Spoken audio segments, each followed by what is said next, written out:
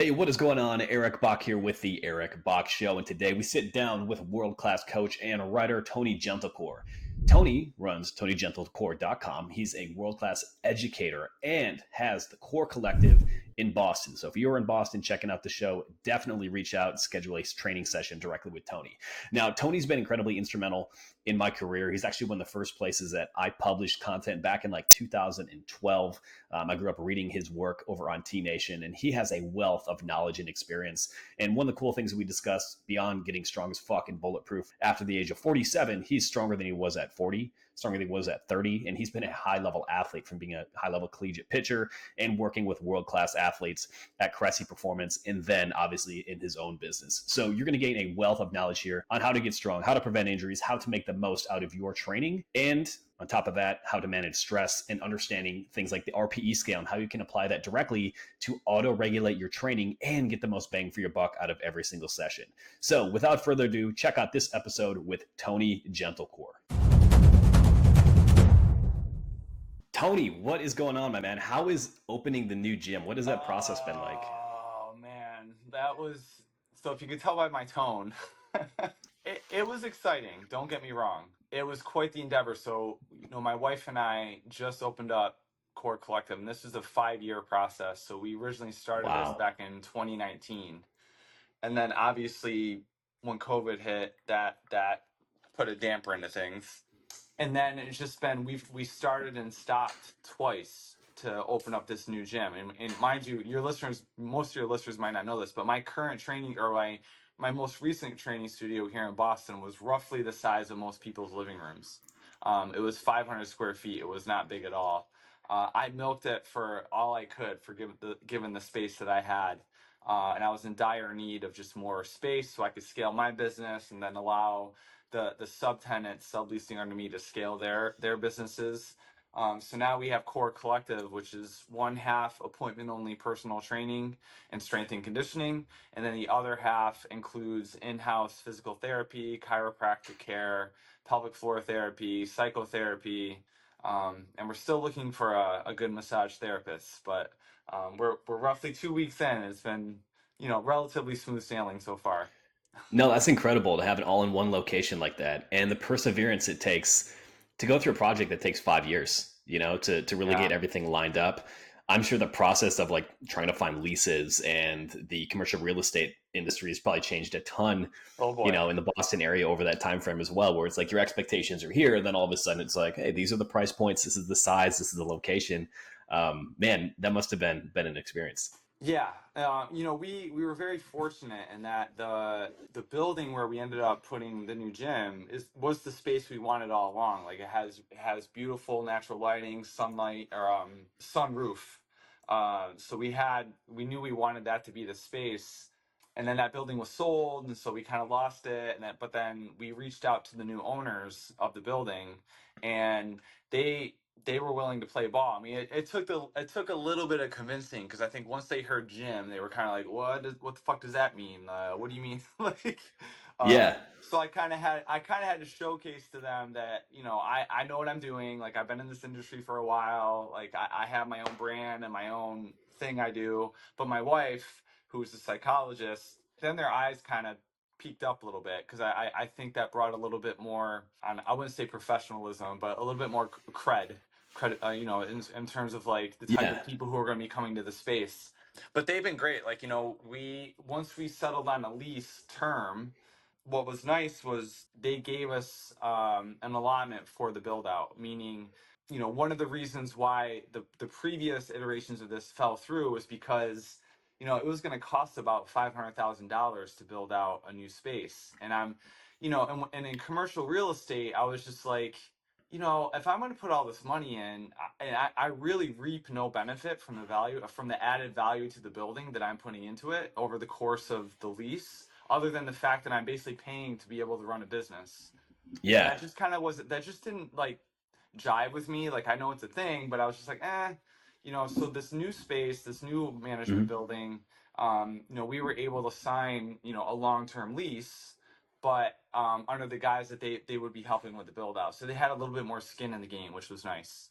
and they've been great so far. So mind you, we're month one into a 10-year relationship. So I guess technically we're still in the honeymoon phase. But yeah, we're so far so good. That's great. No, that's great. Like I said, get everything lined up and then have everything all in one area. You're attracting a different level of clientele that way as well, right? It's Oh like the yeah, oh professional yeah. level Like service and I was pretty adamant all along. I've always, since I left Cressy Sports Performance, I've always been, my own model has always been appointment only, like not open, not commercial. And moving into a larger space, like that certainly brought up questions on whether or not that was something we wanted to pursue, because obviously that's just another source of revenue. It's another revenue stream to have like an open gym where people pay to have access to the space but do their own thing. And I don't really want to play that game. I want to keep it more where we know who's coming in, when they're coming in. They're going to be working with a coach. There's certainly a liability, like there's less liability that way. But yeah. also it's a little bit of quality control, for lack of a better term, with the type of people who are coming in and using the services out of that space. Yeah, I mean that in addition, like you have a brand and you have a quality Sure. to keep Oh up, yeah. right? And so Oh yeah. if all of a sudden you have unqualified trainers or people going in without that guidance, then the entire brand, Yeah, suffers. that definitely crossed my mind many times in using this model. Was like, I have subletters or subtenants. They are their own boss. They're not an employee of mine. They are not. I'm not telling them what to do necessarily. But everyone who works in this space has been vetted. The type of trainer they are, the type of training they do, and but we've attracted people with a little bit more of an entrepreneurial mindset where they get to set their own rates. They get to do this, but the advantage is that there's little overhead for them. The only overhead they have is to pay their rent each month, and I'll break your Yeah. kneecaps if they don't. But I have not had that problem, thankfully, in the 8+ years that I've done this model. So, but I think that just comes with the fact that I don't we don't just let anyone use the space. Like they have to kind of have a they have to kind of be a known, been in the industry for a while, and they kind of have their own roster, and they know how to sell their services and do a little bit of their own marketing. But it sure is nice to have more space and a sexier, bigger spot to train people out of. It's been I think the funnest thing in the past 2 weeks has just been clients coming in and seeing the new space, because what they are used to is quite a stark contrast from what they're in now. So it's been fun to see their reactions to the new space. Yeah, I can imagine so. And you can blare all the hip hop that you want. Like Oh yeah. what are your go-to jams right now when you're training? I always have been and always will be a 90s hip hop guy, particularly, anything from like 90 up until like 95 is my era of 90s hip hop. So, I play a lot of Tribe Called Quest, I play a lot of Wu-Tang, I play a lot of Gangstar, Del Funky Homo Sapien, Love it. Nas, etc. But, I sometimes have to realize that it's not my training session. And I'm not opposed to playing a little AC/DC, Metallica, classic rock. Sometimes I'll throw in like what I deem safe music, Yeah. where I'll just play like deep house. I can pretty much rest assured there's not going to be any vulgarity or anything questionable coming up in that type of music. So, Yeah. but one of the advantages of having my own space is, yeah, I get to kind of play God, and I get to run the show when it comes to music. So, and my clients are used to it. Like I'm not they're used to it not being super clean. Like I know which songs get a little aggressive, and I'll fast forward those songs, but I'm not opposed to a few questionable words here and there. A few bangers going on. Yeah, I always yeah, laugh yeah. like when I'm training in my gym just in the garage and like neighbors are out for a walk and I've got something really heavy. I got like Hit 'em Up by Tupac going on. Yeah, yeah, Meanwhile I'm like classic 35-year-old white dude just like ripping some deadlifts yes. off the floor.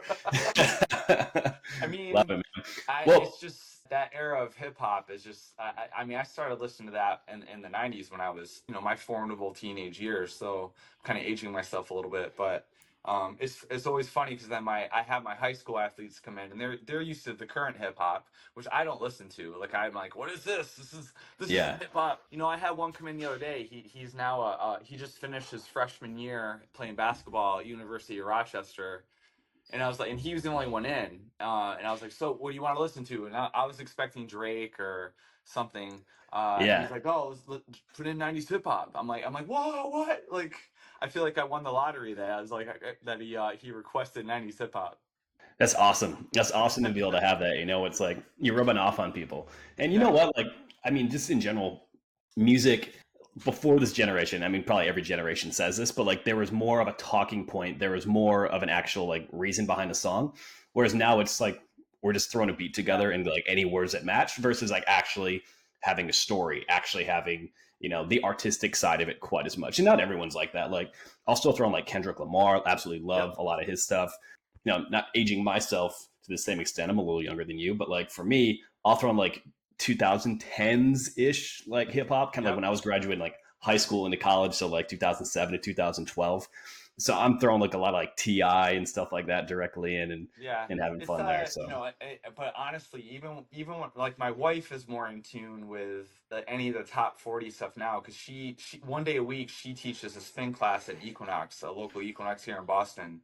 So she makes current weekly playlist. So I really have no idea when it comes to what even outside of rap. I really have yeah. no idea like who's Taylor Swift, like who's and but I'm quite set in my ways when it comes to the music I listen to. But when you're working with a wide range of people with different personalities and backgrounds and music tastes, I mean, music has always been. Even when I was at Crusty Sports Performance, that was always the bane of everyone's existence because you can't make everyone happy. It's impossible. But when you're in a gym, I just operate under the tune like, listen, as long as there's no country. Yeah, just give me a beat. Just give me some Yeah, type of beat. So I'm just going to exactly. uplift the energy a little bit. Then we're going to be Exactly. in a good spot. Yep. I love it.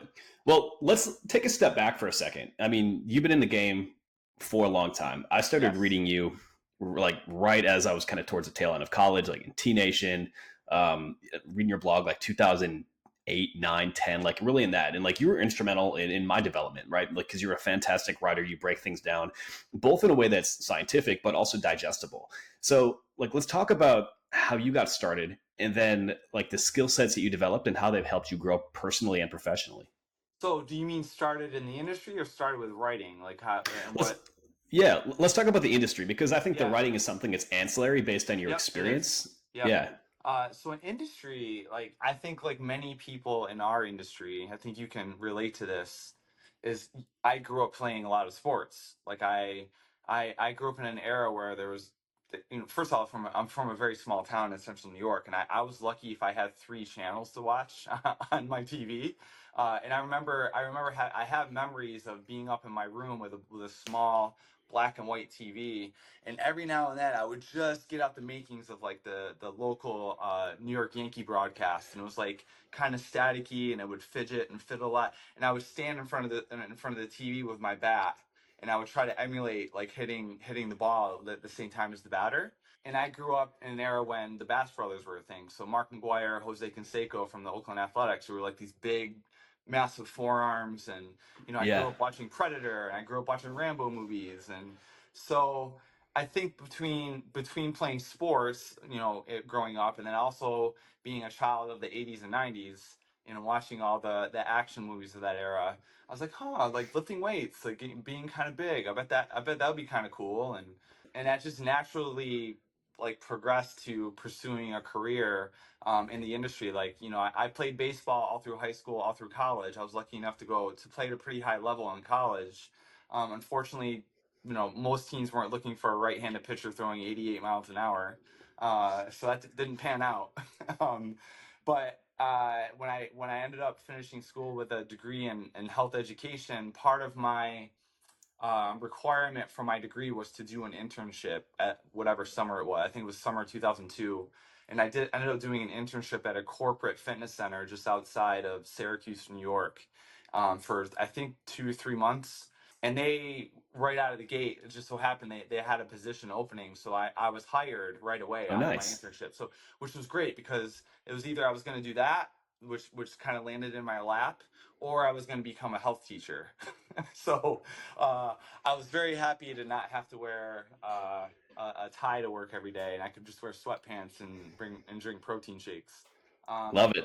And then and it was then in 2002 2003 that I happened to come across T Nation and the forums on T Nation, and I really started doing more reading on that site, and then and the forums, and honestly that's really when I started learning a little bit more about the about how building the body and proper program design and exercise physiology and nutrition, and then just fast forward a number of years, and Eric Cressy and I connected on various forums and ended up being working at the same gym in Connecticut for about a year, and then we both moved to Boston, and eventually opened up Cressy Sports Performance just outside of Boston with Pete Dupuis.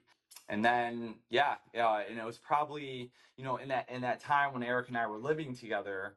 I know you've met Eric a few times, I think, in person, Yeah. or at least seen him present. Like he's a different breed when it comes to work ethic Yes. and just being a very prolific worker. And it was around that time that I started tinkering with playing around with social media and my own blog.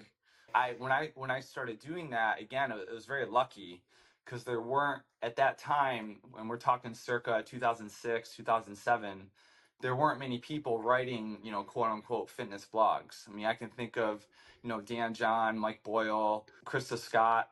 She had an awesome. What I liked about Krista is that she wrote in a way that I aspire to. Like, it was very informative, but it was also a bit of personality in there. Like, she swore, she told jokes, like it was very entertaining to read, and I was like, huh, that's kind of a cool way to write. And I kind of gravitated toward that. So then when I started writing for T Nation, or attempted to write for T Nation, I know you've written for them. We all got denied at least once or twice before we No actually had doubt. to I go think I had three through. or four, Yeah, before I got in. Then I yeah, was it was in. at least. And when TC started editing my work, he's like, "Hey, I like your stuff, but just remember that people want to be entertained. They want to learn, but they also want to like laugh maybe a little as they go along. Because I mean, it's hard to make scapular upper rotation entertaining, but I No tried. doubt. I tried. In terms of like my career in the industry, like I started as a coach. I started as a personal trainer. I mean, I worked in corporate fitness, and I worked a little bit in commercial fitness. And then when I met with Eric, I gravitated more to the private sector.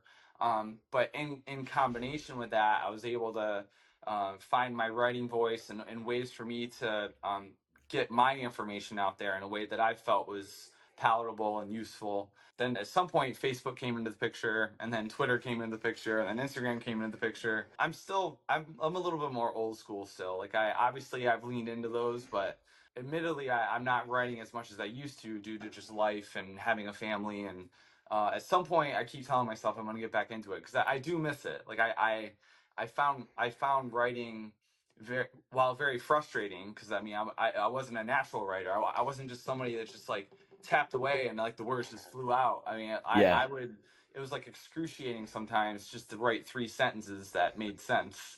No, I um, can relate to that, but And I think it's one thing, it's changed so much, right? Like, both from like a producer standpoint, like as a coach, like I love the idea of writing simply because it forces you to get your thoughts down in a very coherent manner. And sure. if you can do it in a way that's entertaining, like obviously that's going to entertain an audience, help you build an audience, build a foundation for your business. But it's also that same process with coaching, right? Like, Yeah. most people don't give a shit about scapular upward rotation as an Nope. example. However, if we can make it relevant to what exactly they're struggling with, connect to their pain points, maybe layer in some quotes, layer in something related to Star Wars, something that they're Yep. interested in, like all of a sudden you have somebody's attention and then they can buy in.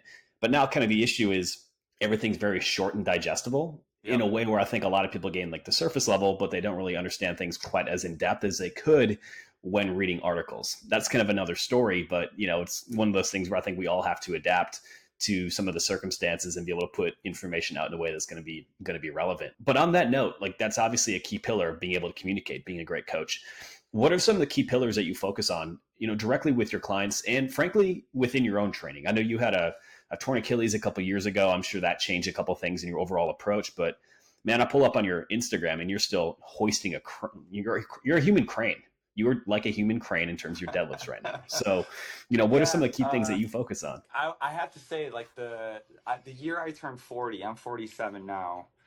The year I turned 40, I got married, I had a kid. But also, when I turned 40, it was the first time I ever deadlifted 600 pounds. And I'm 47 now, and I'm stronger now than I was when I was 40, and than I was when I was 30. I just liken that to just being consistent. Like, Yeah. it's going to sound very cliche that when I say this, and it's going to sound a bit cheeky, but many times, I wouldn't say many times, a number of times I've gone through random grocery store lines or a restaurant, and like through like a fast food, like a fast food place.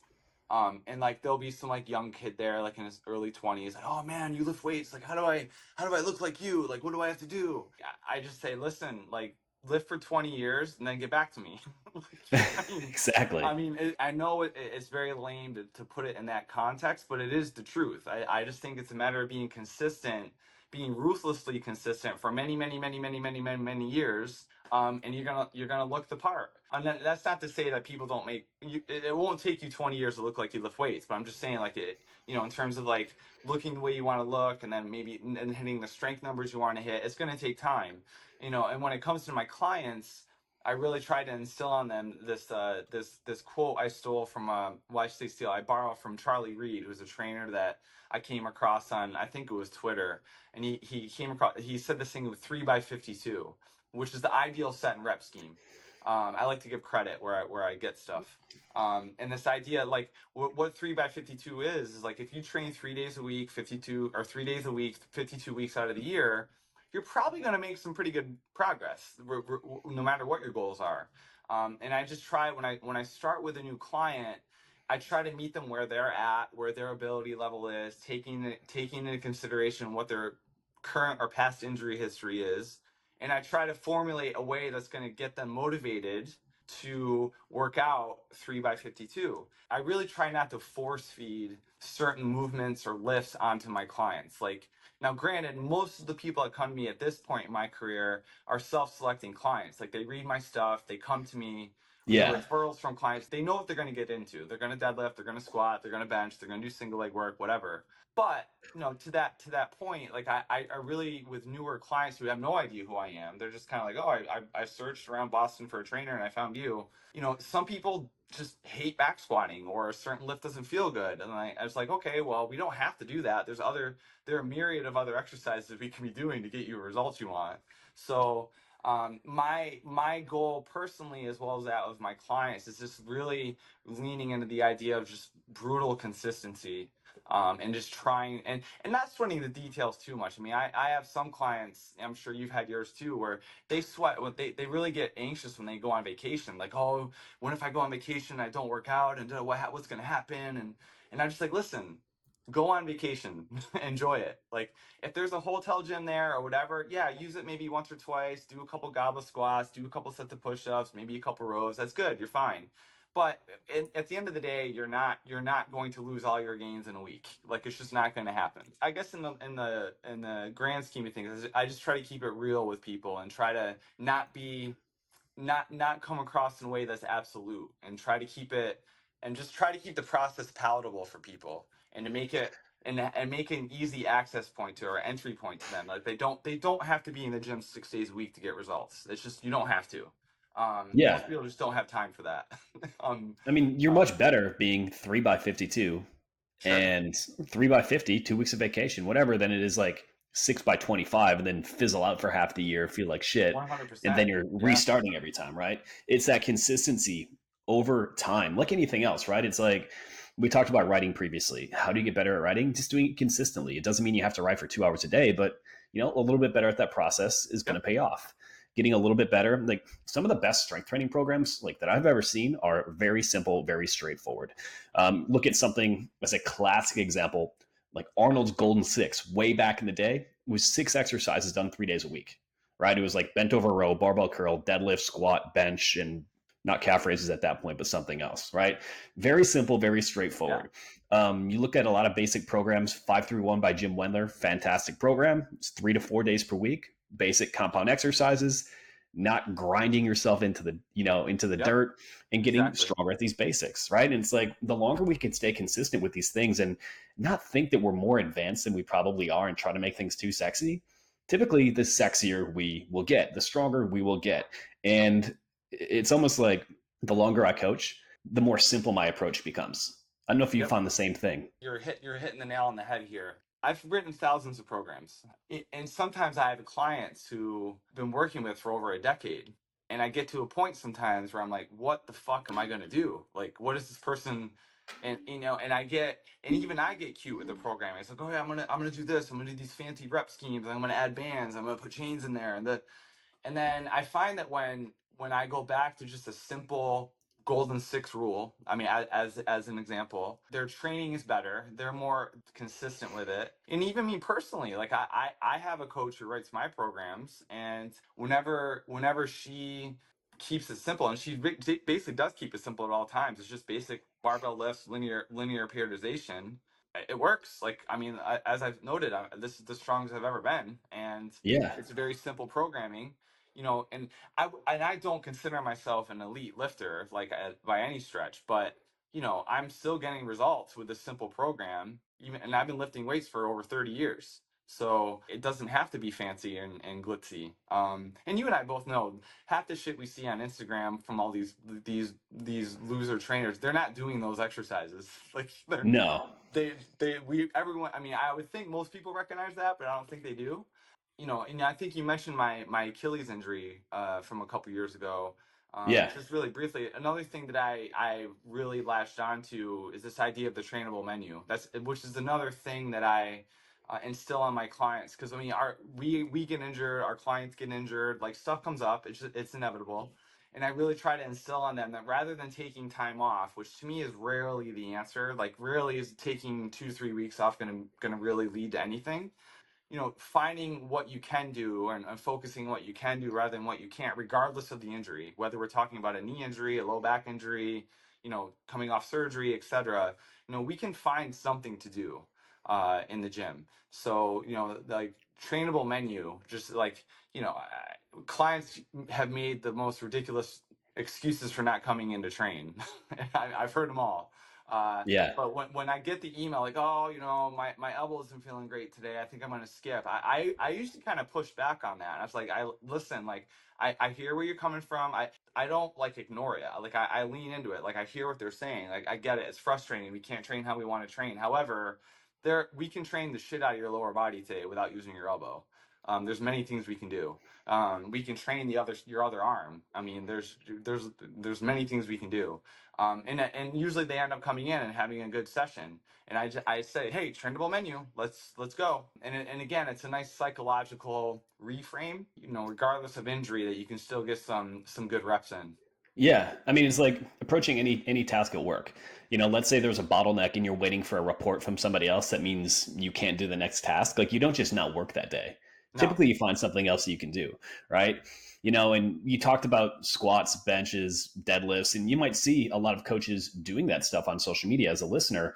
But if you're not consistent with these, you don't have your movement patterns dialed in, that might not be the best version for you. And sometimes that Right. can be hard to understand, especially when most things in social media are done headlines, whatever copies, written is done in an absolute sense because that's what drives clicks. Like, that's part of the game. It's understanding what the movement pattern is and being able to make some strategic moves on the back end, right? It's like, oh, you can't deadlift from the floor, without, rounding your back and looking like a dog taking a shit. Cool. Like, let's do single leg RDLs. Like, let's master that. Or let's Yep. focus on a Romanian deadlift instead, and start to rebuild those hip hinge mechanics. Yep. Can't bench press so that your shoulder beating the crap out of you? Well, maybe we can use like a multi grip bar. Maybe we can use dumbbells. And a lot of times there's these workarounds where if you start to learn that menu, you can make those adjustments and make those switches Yeah, and what seamlessly. you're describing is what I would call, like, a modifiable factor. So if I'm working with a power lifter whose goal is to deadlift, squat, and bench press as much weight as possible, and he or she's knee hurts when they're squatting, we don't have to stop squatting per se. We just have to find a variation or a modification to the squat that still allows them to get the pattern in without irritating their knee. And something like that is like, well, let's box squat, where you keep a more vertical shin angle when you're squatting. Then eventually we'll be able to go a little bit lower. I mean, God forbid, we might even have to squat above parallel for a while. I mean, it's like, okay, well, if you can squat above parallel without your knee hurting or your back hurting or your hip hurting, and it still allows you to train and get some load on your back, then let's do it. Like, and then eventually you're going to get better, and then you're going to go to PT, and you'll be back to normal training. So a lot of it's just psychology. I mean, we don't think about it as coaches, but we do a lot of psychological stuff with our clients all the time. Which is one of the advantages of being married to a psychologist. I get to rely on her sometimes and No, ask no doubt. I mean, questions. that it's crucial. It's to understand that component, being able to communicate things effectively. And again, I think it's like so much of it comes down to the trade-offs and just finding different ways to train it. Like, I'm training around like a shoulder capsule, injury right now. We don't have full clarity on what it is, but it's like a barbell bench press, it's out. But like I can use a multi-grip cambered bar and it's just fine. I can use dumbbells and it's just fine. Yep. Back squats out a little bit because that externally rotated position just kind of Yeah. aggravates it, but I can do a safety squat bar, right? And Yep. it's Yeah. absolutely crushing me right now, right? Yeah. Because Yeah. it's Those hitting aren't that those aren't movement pattern fun. a lot differently. Those No, aren't not fun. fun at all. And then another thing So to that point, Eric, another thing to consider too is like I think when a client or athlete gets injured, I understand why they're reticent to train through injury because they're like, oh, I'm just going to injure myself totally, more. And honestly, with rehab and when I'm working with clients, like avoiding pain at all costs is not the goal of rehab. Like you have to have this conversation of like pain being a spectrum, like, and I use a red light green light system with my clients, and I am not an expert on pain science. That is outside my scope. I've talked to a number of colleagues of mine and been around a number of colleagues of mine where that is their thing, and just using this idea of like, okay, well, if pain is a scale of 10 being the absolute worst pain possible and 1 being not a big deal, whenever you're working with a client or athlete, as long as they don't get above a 3 or a 4, then that exercise is a green light. You are good to go. Now the question becomes, then okay, well, during the actual execution of that exercise, they might not be getting above a 3 or 4, but what does it feel like after their session, and what does it feel like more importantly the next day? Because they might feel fine that day, and then they wake up tomorrow and it's like, oh my god, I can't move. Then obviously you did something that went over a threshold, and we kind of have to audit the program. But I think it's important to reiterate with our clients and athletes that, okay, if you do have a shoulder that's pissed off or a lower back that doesn't feel great, the point of continuing training isn't to the avoid pain at all costs. But you just got to avoid a little bit. Like you just can't go over a certain threshold where you're never going to get hurt. Because I think a lot of the big problems why a lot of people don't get better sooner is that they undertrain, they underload themselves during injury, where they don't induce a training effect to actually force the body to get stronger and become more resilient and adapt to the stimulus. They constantly underload themselves, which is just as big of a problem as someone who is a jerk and goes over that threshold because they have to grit their teeth. I have to work out. yeah, That's a problem too. I mean, half my battles with a lot of my clients is making sure that I put the brakes on for a lot of my clients and making sure that they're not like busting through those thresholds and just making matters worse. So there's always a constant game being played there, and more yeah, more psychology. yeah, and it's so highly individual as well. It's like some people can't differentiate the difference between like a twingy, sharp, like bad pain Sure. necessarily, and just a little bit of soreness, which is part of the game, right? And I mean, so yeah, then it's adapting around that for newbies have no idea what DOMS is, and they view that as pain. I was like, no, that's normal. Like that, having sore hamstrings does not mean you hurt yourself. It just means you work them. But it is an education for sure. Yeah. Well, you mentioned, like even hamstrings, and what got me thinking was like a deadlift, right? Like most people, the hip hinge mechanics that they have take a lot of work. Even people who are fairly experienced, like it's a most common thing that I see when I'm doing like form checks and reviews with my clients. But they're not used to actually feeling like, feeling their lower back working, Right. and actually having that soreness. So like, oh man, my lower back is sore. Like, okay, it's like, are your erectors sore, or is it like, we have Right. a flexion Yep. rotation injury going on and you can't tie Yep. your shoe? Yep. Like, it's a definitive difference. And like, one of the only ways to build that awareness is to go through it and to work with a qualified coach to really help delineate these slight differences on what good pain is versus what bad pain is, and then understand what your own individual threshold is and how it impacts the rest of your life. And then you just go heavier. Come on. Exactly, exactly. Sometimes you just suck it up and fucking rip it off the floor. That's the way it goes. I've heard you talk about RPE quite Yeah. a Yeah. bit. previously. Can you dig in RPE just a little bit, on what it stands for and how you gauge the intensity with workouts with your So clients? RPE, I think, has gained popularity in the past 5, 6, 7 years or so. I think the guys over at Renaissance Periodization popularized it. Dr. Mike Israetel, etc. RPE, the letters RPE stand for rate of perceived exertion. Although I will say I've kind of leaned away from exertion, and when I'm describing it to clients, I like to say effort instead. So if I say rate of perceived effort, I feel like that resonates a little bit better with clients, and that's just giving people a little bit of an idea of like how hard they're really working on any particular set, and it's ways to gauge effort during with any set. So as an example, an RPE of 10 means that you've reached your 1 rep max. Like you are not doing another repetition of that particular exercise. An RPE of 8 theoretically means that you have 2 reps left in the tank. It literally is that simple. So a lot of times when I'm working with my clients, and this takes education too, like this is not a system that I use with new clients because most people have no idea what their RPE 8 is out of the gate on a goblet squat Yeah. or any exercise whatsoever. So in the beginning with clients, I'm always just kind of like choosing a weight for them, and I'm giving them a rep window to work with, let's say 8 to 12, and I say we're going to stick with this weight, whatever it ends up being. And when we get to the point where we actually hit all 3 sets of your exercise and you hit 12 reps of this weight, then we're going to up the weight. If at any time within that rep window on any set your form breaks down, or you fatigue out or whatever, whether it's rep 9, rep 8, rep 10, we stop the set. And then so maybe week 1 they get 10 reps, 10 reps, 9 reps. They stay at the same weight until they achieve 12 reps on every set. And then and I'm doing that over and over and over again for 3 months, 4 months, Months. 6 months, a Yeah. year, just so they learn like, okay, what effort feels like. And then eventually we'll start incorporating the RPE system. So we'll say, okay, I want you to work up to, you're doing 4 sets of this exercise in an RPE of 8.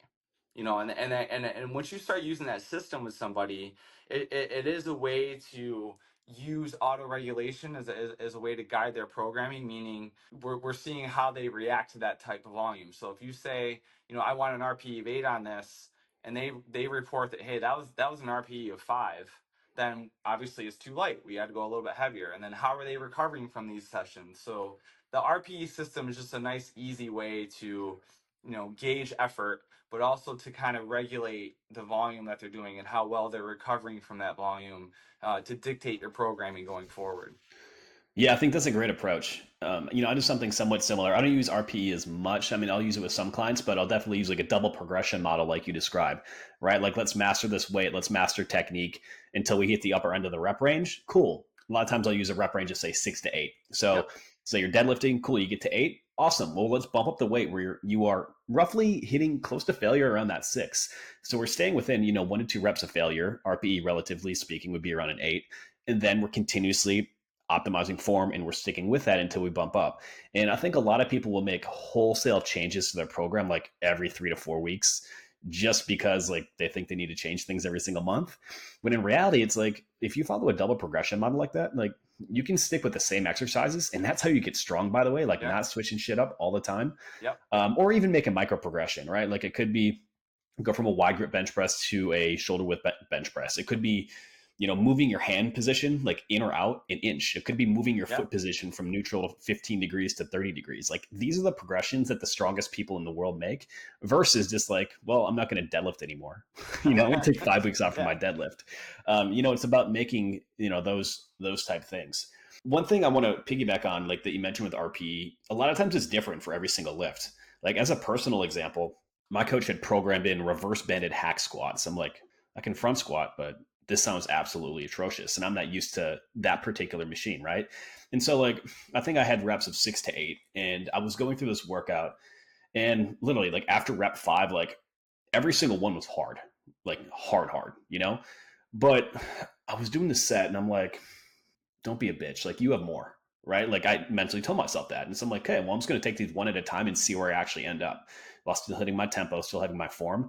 And I get to like 14 or 15. And I was like, I'm not training as hard as I think I am. Yeah. And sometimes what you have to do is like, you have to again, you have to like ask yourself, am I training as hard as I think I am? Like, is my technique good right now? Awesome. Am I controlling the tempo? Good.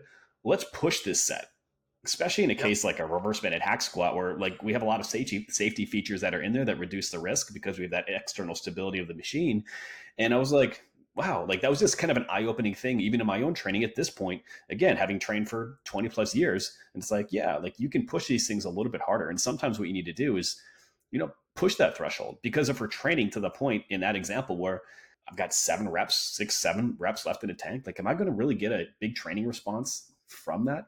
Probably not the Right. one that I think I'm getting. And you're someone who is in tune with your body. It's not like you're untrained. So, and that's coming from someone who's got a lot of experience under the bar.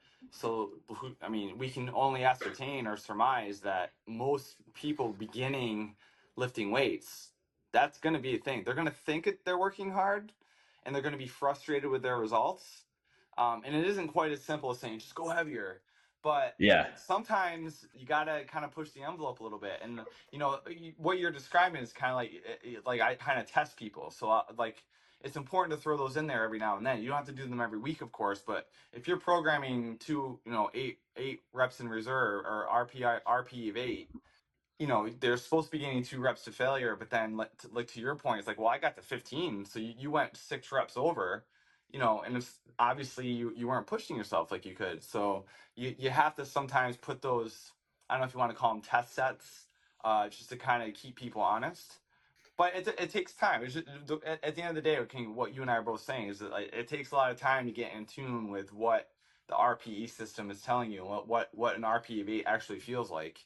The thing that becomes weird, or not weird, but somewhat frustrating, is like the stronger you get, that the art hitting an RP of 8, RP of 9 becomes a little bit more cumbersome, because heavy is totally. fucking heavy is fucking heavy. Like, I mean, when I'm deadlifting, I mean, I'm a low 600 pound deadlifter, and I'm working at 3x6 at 555 or whatever I'm doing, and that's technically supposed to be an RP of 7. It's fucking You're heavy. crushed. like, You're like, crushed. like by the end of that, I'm just like, my God. So that's kind of the disadvantage of getting strong in any particular lift. But but yeah, you're right. A lot of people, it is, everyone's a little bit different. They kind of have to learn, what that RPE system is all about. But once they do get in tune with that, then it's pretty much, it kind of opens up your programming a little bit more. Is that you don't need as much variety as you think, in terms of like switching out exercises all the time. People look at my programs. I mean, it's the same shit for everyone. Like, I'm not I'm not going on Instagram and looking up cute exercises. Like, they're all just doing RDLs and trap bar deadlifts and bent over rows and chin ups and bench press. Yes, sprinkle in a few specialty bars like the safety squat bar or the Duffalo bar or whatever. It's nothing fancy. And then, once you start using the RPE system, and then you start doing reps in reserve and stuff like that, it just gives people a little bit more direction on, okay, how hard can I, or how much do I have to push it, or how hard should these sets be feeling. Once they get to that point, it's really quite nice, and they actually start, like, understanding, what it takes to actually make some progress. Yeah, I think that's such an important concept. And like, even what you mentioned, right? If you're, around 500, you're 80 to 85%, right? Like, it doesn't sound like that would be super difficult. But when you get strong, the amount of tension that's required from your body, the amount of mental focus, the additional, more or less, like tension that's in your joints, tendons, ligaments, everything, like throughout an entire process, has a lot bigger recovery net need Sure. than when you're younger, right? And I think what happens is a lot of times people go from like this beginner to maybe like an intermediate stage where they have some decent levels of strength, right? And then all of a sudden they think they need really complicated training, when what I've actually found is many times it doesn't need to be complicated. A lot of times we actually need to pull back volume and continue pushing more or less like the mechanical tension component of it. Like, yeah, can we sprinkle in some sexy stuff? We can. Sure. Sure. But the recoverability ends up a lot of times being the thing that prevents people from getting further. The prevention of injuries is the thing that prevents people from staying as consistent once they reach, again, like a fairly high level of fitness. Again, like an intermediate lifter is a high level of fitness compared to 99% of people in the world, Yep. right? And And being able to make those strategic adjustments and understanding like how hard you have to push to continue making progress is really important. What has your thought process been regarding kind of like stress and training volume, both having the experience of somebody who's been a high level athlete, working with world class athletes, being incredibly strong and in great shape yourself, but also going through the process of like opening a gym, turning Oh 40, boy. turning Yeah. 47, having kids? Like, how has that Yeah. evolved? I mean, I think you have kids. Yeah, Eric? Yeah. Yeah. I Yep. mean, that's a clusterfuck, man. No doubt. I have to say, like, when my little guy was born back in 2017, like, I mean, I work in a gym, so I really had no excuse not to work out. And I stay pretty consistent, but I have to say that last month when we were leading up to the opening of the gym, and I was receiving equipment, putting equipment together, and doing this and that, I had a 3 week stretch where my bandwidth for training was zero. Like my motivation to train was pretty low. It was probably the lowest it's ever been because I was doing a lot of manual work, just putting stuff together. I had to haul 6,000 pounds of equipment from the street into into the gym. I mean, that Not was a work easy. that was a workout. And I have to say, like, maybe twice a week I would go to the gym and say, I have enough bandwidth to do 4 sets of squats and that's it. And I'm just gonna leave. I'm gonna do a few sets of deadlifts. I'm gonna leave. And I did that for 3 weeks, and that was really all I did. And now, but that was in concert with all the stuff I was doing to get the gym ready. It was only this past week, that I started getting back onto my normal training routine. And yeah, I'm sore. Like my I squatted. I did a proper squat session this past Monday, and I'm like, oh my god, like this is awful. Welcome Um, back, baby. but yeah, exactly. And of course, I feel a little bit weaker, like weights that normally should be easier or hard. But I mean, that's just temporary. I mean, that's gonna come Yeah, back you'll bounce in a back. matter of a couple weeks. But yeah, stress. I mean, people underestimate that. Like, lack of sleep. I mean, that's huge. Like I'm a big proponent and fan of telling people to go to bed. Like I think above any supplement I can recommend, as far as like my goal is to get shredded or get ripped or lose weight or lose fat. It's like, yeah, we got to talk about calories, whatever, but also, instead of worrying about what supplements take, go to fucking bed. Like, that's going to be the best No doubt. supplement you can take. And I don't exaggerate with that. I mean, they'll roll their eyes at me. Oh, I know. Well, then I'm like, why aren't you doing it? Like, go to bed. Like, turn off your phone. Like, I'm not a jerk. Like, I like to watch TV and movies like everyone else. I get on social media and get on reels and I'm scrolling. But when it comes to going to bed, my wife and I do not fuck around. Like, when it's bedtime, we're going to bed. Like, No um, doubt. and It's simple that's but hard really to the implement. best thing you can do to manage your stress is to recover. Like, I tell my client, like, it's a little bit of a weird thing, because with new clients I always stress, I use a Dan John quote: "Is easy training is good training." And I always tell my clients, like, listen, if you leave a session feeling like you could do more, like, that's a good thing. To me, this isn't to say you didn't strain and that you didn't do anything hard. Like, I'm not saying that. But if you leave a session with me feeling like, hey, I could probably do a little bit more, that's good, because that tells me that, assuming that you go home and you go to bed and you hydrate, you eat enough calories, whatever, that you're going to be able, the likelihood that you're going to be able to come back and train hard again and recover from that is very high. And that's the key to consistency and not getting hurt. Yeah, there's a time and place to, like, do your burnout sets and your max sets and, like, go into failure, etc. But I don't feel that for most people, for 99% of the population, that's gonna be conducive to do that every single time. It's just not going to work out for them in the long run. I don't know if I answered your question, No, but you totally did. It's like okay. the old quote, right? Like testing strength doesn't build strength. Correct. Correct. That's an important concept. Well, Tony, I appreciate your time, man. I know that you have to run. You've got another interview. You got them lined up right now, but it makes sense because you're a fantastic coach. Where can we learn more from you and about you? That would be home base for me, is my website, TonyGentilcore.com, which is currently getting a facelift. I'm going to have my first website update in probably a decade. That's going to be coming up soon. And that will be where people can get all my past blog posts and articles I've written, and then certainly links to the new gym and social media and all that stuff. So that would be home base for me. Awesome. Awesome. Make sure you give Tony a follow. Check out the website, subscribe. He is a world class writer and coach. Thanks, man. Yeah, you're welcome. Hey, it's Eric here again. Now, there are 3 ways that I can help you look great naked. Number 1, if you want to grab a free copy of the Look Great Naked protocol to help you lose body fat without counting calories, then go to bachperformance.com/free training. Number 2, if you're a busy guy looking to build muscle, then I recommend checking out our Minimalist Muscle Blitz, which has helped over 1,000 men build muscle without living in the gym. Just go to minimalistmuscleblitz.com. The link will also be available in the show notes. Or number 3, and last, if you want to work with me directly and get the best results possible, apply at bachperformance.com/coaching to look great naked without living in the gym. Until next time, my friend.